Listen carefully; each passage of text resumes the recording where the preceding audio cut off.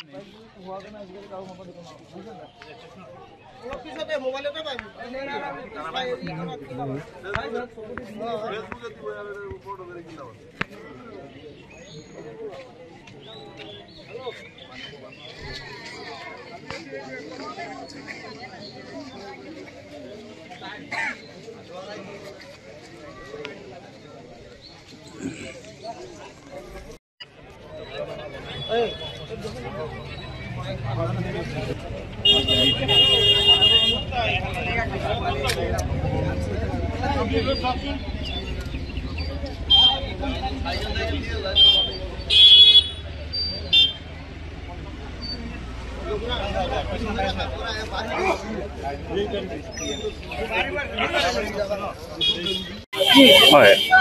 মোৰ নাম ৰাকিবুল আহমেদ। মই আজি 21/5/2025 মই বৰপেটা ৰোডৰ পৰা ঘৰমুখা হৈ আছিলোঁ আনুমানিক দিনৰ 2:45 বজাত। তো মই তাৰাবাৰী বস্তিত এটা ভিৰৰ সন্মুখীন হওঁ। তো মই জানিবলৈ পাওঁ যে ইয়াত কিবা এটা ঘটনা ঘটিছে।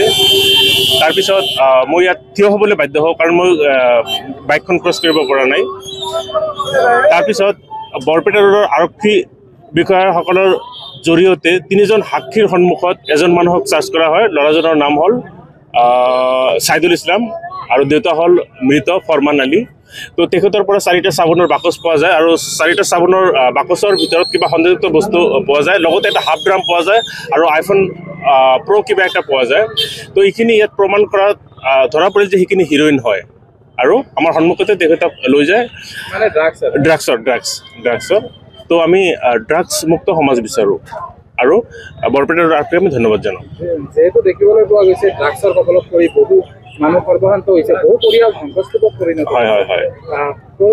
ক'ৰবাৰ মানে উচতনিমূলক এনেকুৱা হেৰি আছে নেকি যিয়ে এনেকুৱা ছাপ্লাইবিলাক কৰি থাকে? হয়, মোৰতো সন্দেহ হয়, কাৰণ ইমান ডাঙৰ এটা কোৱান্টিটিৰ ড্ৰাগছ এজন মানুহে কেতিয়াও কেৰি কৰিব নোৱাৰে।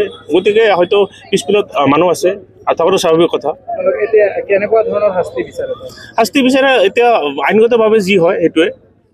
আৰু বৰপেটা আৰক্ষীক কি ক'ব এতিয়া? ধন্যবাদ দিছোঁ।